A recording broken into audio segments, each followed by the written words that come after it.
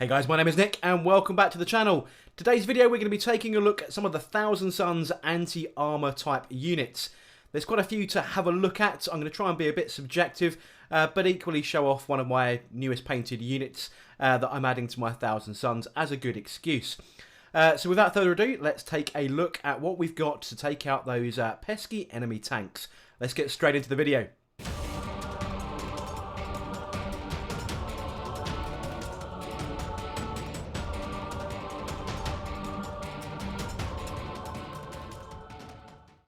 For most factions, anti-armour typically comes in the form of your own heavy support choices. However, Chaos Forces and the Thousand Sons are not deficient in many elite slots that can fulfill this task. So we're going to be taking a look at our heavy support options and our elite options as we go through this video. As you can see, in a regular battalion, we've got a 0 to 6 elites option and a 0 to 3 heavy support option. Now, Chaos have quite a few options in the elite slot vying for our attention, but with that 0 to 6 slot means that we shouldn't be deficient of taking out some of these enemy units with some of our options here. First up then is the traditional Chaos Predator. When it's at full strength and has not been degraded, it is the fastest of all of our options here at a 12-inch move. It's not going to suffer from -1 to hit with moving as per the new 9th edition rules. Ballistic skill starts off at a 3+, does degrade to a 4 and a 5. Is fairly tough at toughness 7, but then that is the average for all the units we're going to be looking at here. Has an average number of wounds compared to all the other units that we'll get to in a minute at 11, and has a 3+ save, and it fits in our heavy support choice, of which, as we've seen from before, we only have 3 to play around with here. For anti-armour, we're going to be looking at las cannons all round. This can take a twin las cannon on the top and 2 on the sponsons, giving us a total of 4 shots, and equipped like that is 170 points. Next up is the equally classic Chaos Land Raider. Now, apologies, I don't own this model in my Thousand Sons colour scheme either, but rest assured, one will probably be coming very soon. Now, this one is our second fastest option with a top speed of 10 inches. Comes with 2 twin las cannons when we're talking about our anti-armour options. There are some heavy bolter options as well. It is equally our toughest of the comparisons that we're making today. The toughness of 8, which means it can withstand the incoming fire back at it that little bit better. Also has, I'm going to say arguably, the better save. It has a 2+ save, but no invulnerable save compared to some of our other options. So there is an argument there where the 2+ is potentially better than a 3+ with a 5+ invulnerable. So yeah, that's our next option, and it comes in equipped like this at 285 points. Going with all of those other stats though, the ballistic skill on this model is a 3 and degrades to 4 and 5 as it goes through, but it has got 16 wounds, so it can take some time before it starts to get that degradation effect. And just like the Predator, this fits in our heavy support option choice. Continuing with our heavy support options is the Defiler. Now, the Defiler is getting a lot of rave reviews on the internet for a lot of Chaos players at the moment because it is a bit of a beast. It's pretty quick with a move of 8 before it starts getting degraded. Has a ballistic skill of 4, 5 and 6 as it goes down the stat lines. Has a high strength. Does have a 3+ save, the same as the Predator, but this time it comes with a 5+ invulnerable save and the ability to regen every command phase. This guy can take a pair of las cannons as well as some very, very nasty close combat options. But specifically on this video, I'm trying to focus on the ranged aspect here. And when equipped with the twin las cannons and the battle cannon, comes in at 170 points. So equipped the same, it's the same as a Predator. And on average, can probably put out as much ranged damage with that battle cannon and the las cannons as the Predator, but it is only hitting on 4s. The final unit I want to talk about today is the Forge Fiend. You know him, I love him, with the Hades autocannons as a viable anti-tank option. Now, with the ability to move and shoot without being degraded, the Hades autocannons have come into their own a little bit. He's as fast as a Defiler at a move of 8 before degrading. He's as accurate as a Defiler with a ballistic skill of 4+, which does degrade equally as badly as the Defiler. But it has a more consistent damage output. The Strength 8, AP -1, 2 damage Hades cannons can do a number on enemy vehicles, but with the plethora of 2 wound models that are out and about, he's probably going to be more suited to taking out heavy infantry than he probably is against a vehicle. But don't forget, there are plenty of light vehicles in there. The Drukhari have a number of sort of toughness 6 and very few wounded little skimmers. It's going to be ideal for that. But when we're talking about enemy heavy tanks, like all the new Primaris tanks, basically, is what we're talking about, he's probably going to struggle a little bit to deal with those. So, unfortunately, as much as I want to show him off again, I'm going to have to discount him as he's probably more useful in the infantry role. Before we move into the plethora of elites options, I do want to give a shout out to the Demon Prince for taking out enemy vehicles. He does need to be suitably buffed up on some psychic powers to be able to do this. You can get him to strength 8 with about 9 attacks against most opponents with Hateful Assault. And with 2 damage claws in this case that I've got him modelled with, can really actually multiply the damage. Now if you stack that in with a couple of psychic powers on the offense as well to inflict some mortal wounds, he can actually do a number. Now also, because he can fly, he can also engage enemy aircraft, and that can be to his benefit. So a big shout out to this for a nominal mention. 200 points for your Demon Prince like this, so he is a bit of a beast. He is also fulfilling character roles and other buffs, so yeah, if you're going to throw him into your enemy armour, he's probably going to be up there alone. First of the elites option I want to talk about then is the Relic Contemptor Dreadnaught. Now this is my latest painting addition to my Thousand Suns forces, so obviously I've taken some nice pictures of him. Why I like this one, with a pair of twin las cannons on each arm. Now that is magnetised, so I can switch this out. The Contemptor is slightly faster than the Hellbrute and the Forge Fiend, for example, at 9 inches before degrading. His big strength, though, comes with the fact that of all the options I'm looking at here, he is the only one with a 2+ ballistic skill and weapon skill. Now that can degrade, but that is always going to be the case. And yeah, a ballistic skill of 2 with las cannons is not to be ignored. A strength of 7, a toughness of 7, and 10 wounds with 4 attacks. Now he does come with a 3+ save, a 5+ invulnerable save to range weapons, but equally a 4+ save invulnerable when in close combat. He can also regen wounds if he kills models in melee, but the downside for this guy is that if he explodes, any psychers within 6 inches of him will suffer d6 mortal wounds. So one of the things that we like to do within our Thousand Suns or in any Chaos Force or in any of these new aura abilities is to be able to reroll 1s or anything like that. So putting him near any of our characters where you would normally do that, hitting on 2s with a reroll of 1 is almost a guaranteed hit. But if your Contemptor dies, your character is probably going to snuff it. So yeah, you've got to be a bit careful of that. But that is one of the reasons why I am certainly putting him up here. 10 wounds puts him just below the Predator.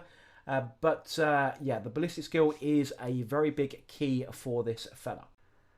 With 2 pairs of twin las cannons, he comes in at 185 points. So he sits 15 points above the Predator and the Defiler, 100 points lower than the Land Raider, and 50 points as is more than the Forge Fiend. So he's up there, but not super up there. One clear thing to note here, though, is that this one is a Forge World model. But Games Workshop do sell the plastic version, but they don't come with all of the various weapon options, such as pairs of las cannons.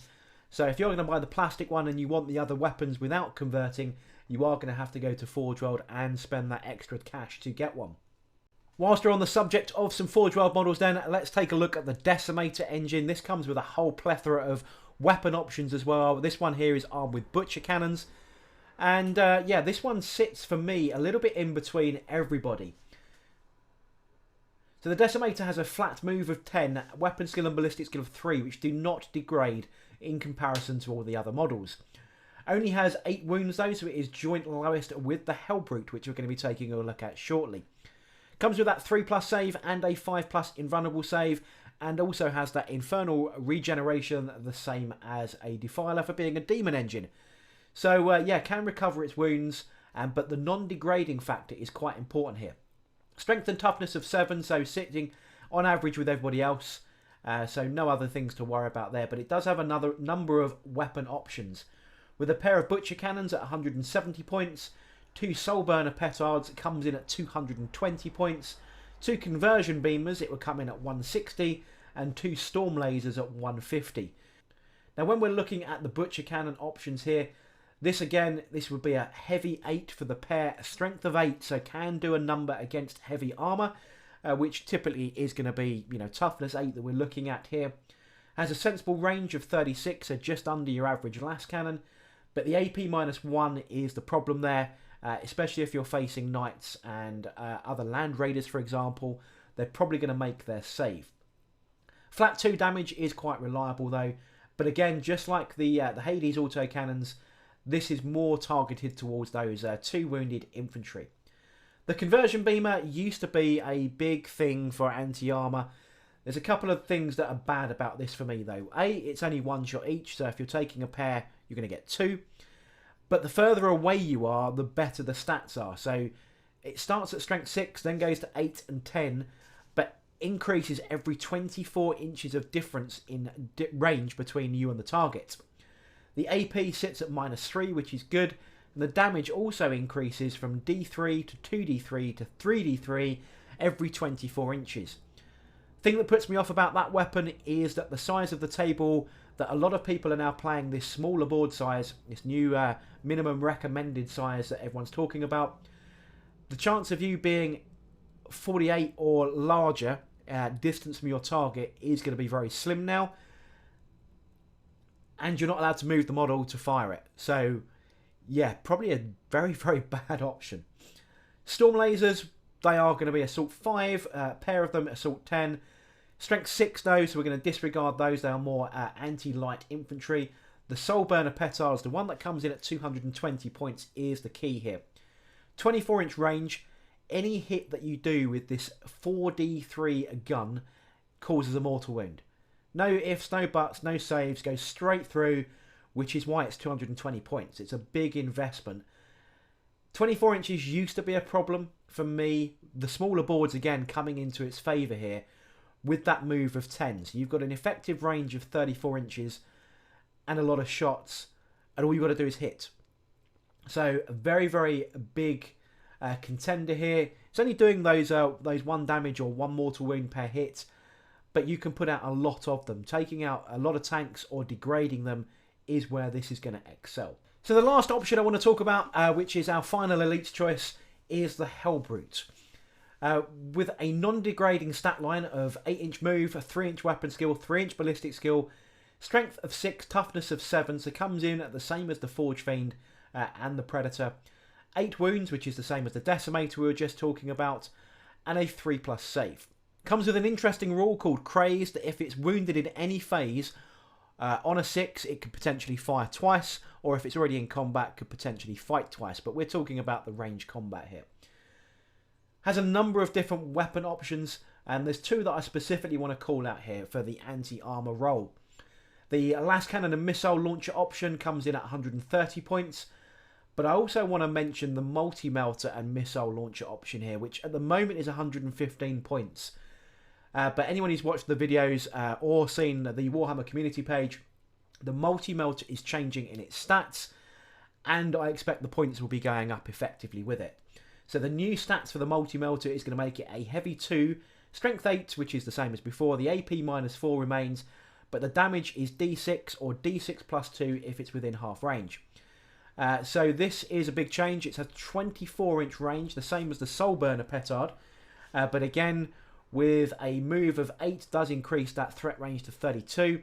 The ability to outflank and the ability to move it around with the Cult of Duplicity, for example, does mean that you can put these weapons where they need to be. But yeah, this sits at the cheapest option out of all of them. At 115, going all the way up to the Land Raider at 285. So in effect, you can take a couple of these bad boys, and that will give you the same number of las cannon shots if you really wanted, but splitting your targets. And for me, is exceptionally viable in the game. I don't have any. I am buying some. In fact, Glenn from Glen 10 Painting on Instagram is sorting me out one as we speak. Yeah, this is a good one for me to consider. So the big question then is, which one do I feel is the better option? So going through these, I'm going to eliminate pretty much all of our heavy support options here. I think the Land Raider is too big, makes it a very easy target. Now, especially with things like Eradicators and the 50-50 chance of going first, you could lose your Land Raider pretty quick. You can't. It's very difficult to hide, depending on your board types, and makes a very big fire magnet for the 285 point investment. The Predator is a good option. It works better actually in 3 because there is a kill shot stratagem which enables you to buff it up a little bit.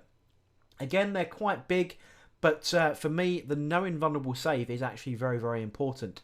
A 5+ invulnerable save is, it sounds really low, but it's a 33% chance of ignoring some of this damage that's coming in, and I think that is not to be argued with, really. So for me, losing that is a key reason why I don't rate the Predator as much as some of the other options. The Defiler as a pure anti-armour option is pretty good. I'm not going to lie, I do like the Defiler. Trying to get hold of one at the moment is like rocking horse poo. Trying to get blood out of a stone. They're sold out everywhere, probably because they are so good at the moment. Everyone seems to be wanting them. They are good at both roles. You want to get them in the enemy face as quickly as possible. They've got good range. The Scourge option is really powerful in combat, plus the claws. When it comes to doing both roles, this is probably the unit that excels at doing everything. And that's probably why it's very, very good. And obviously, as I mentioned, discounting the Forge Fiend, I think its true role is anti-infantry, the anti-2 wound meta, which is beginning to sort of evolve a little bit here. Everyone is trying to get 2 damage weapons because that is the way to go. So for me, that limits us down to our elites choices. And we're going to talk about the Contemptor first. The Contemptor, the big key for the Contemptor is that ballistic skill 2+. That means you're almost guaranteed. I say almost, there's no guarantees in a dice-based game. You could roll 4 ones. But last cannons hitting on 2+ is very, very good. You've got some re-rolls that you can do in there if you really do choke those rolls. It's smaller than a lot of the other units. It's about the same size as a Hellbrute, maybe a little bit taller, but certainly not as wide with those gangly arms that the Hellbrutes have got. Looking at the size comparisons on screen, you can see it's much smaller than a Decimator, about the size of a Demon Prince, and much smaller than my Forge Fiend here. So it means that you can hide it a little bit better if you're not going to be going first. There's some tricks you can do with the Cult of Duplicity for moving around the battlefield or redeploying him before first turn should you not be going first. So you could bait out an enemy unit that's going to try and take him out pretty quick and then just simply move him away. So there's plenty of tricks to be able to do with him, the same as any of the other units, let's be honest. But if you do get first turn and you've got those last cannons lined up, you're probably going to be deleting whatever you're facing. So a very, very strong contender. The Decimators are very, very good as well. The range consideration on the Soul Burners is not as a big a deal as you kind of think, especially with some outflank stratagems as well. You can really get them up close and personal and really make use of those abilities. But it is 220 points, so it is 35 points more than this Contemptor, and the Contemptor does hit on 2, so I'm going to keep coming back to that fact. And the final option, we were talking about the Hellbrute. I really, really, really do like the Hellbrute. It has everything. It regens. It's got an invulnerable save. It hasn't got a degrading stat line, which is very important. And it's very cheap. And it fits in that elite role where we've got plenty of options that you're going to be trying to fill with things like Scarab Occult, or if you're running a Zangor Heavy Armour, a Zangor Shaman. So there's plenty of argument in that slot for those to fill. But you can easily squeeze in, I think, a couple of Hellbrutes, and I think that is a good option. With the multi-melter options that are coming, the new multi-melter rules, those, depending on how many points they race up by as you're doubling the number of shots and that damage output change, could swing it a little bit, but at the moment, I would personally say the Contemptor is still number 1, the Hellbrute very, very close second, subject to the multi-melter change. One final thought in the favour of the Contemptor Dreadnaught is, of course, that can also take multi-melters and can take 2. At the moment, that price will come in at 155 points. But yeah, depending on what the multi-melter points increase looks like, we could see that rivaling the last cannon option. But with some trickery and some movement shenanigans that the Thousand Suns can play with, Heavy 4 multi-melters could be very good. But the downside, of course, they are strength 8 compared to the last cannon strength 9. And that's quite valuable when you're talking about firing at toughness 8 models. So there we go then, guys. That is my thoughts on arguably the better options for anti-armour for Thousand Suns. So the Contemptor Dreadnaught, but with these new rules coming out for multi-melters, that could swing it depending on the points increase that we're going to see. So one of these videos where we're going to have to watch and see, but for now, if you are getting in games and you are playing on these slightly smaller boards, I still got a funny feeling the Contemptor is going to rule, but very, very soon I've got a funny feeling multi-melters are going to be king. So watch out, Hellbrutes, we're coming for you. But I hope you enjoyed this video. If you have any thoughts or any counter-arguments or any other feelings on this particular subject, the comment section down below is where you need to be. But until then, I hope you enjoyed this video. If you did, don't forget to like, comment and subscribe, and I shall catch you guys on the next video.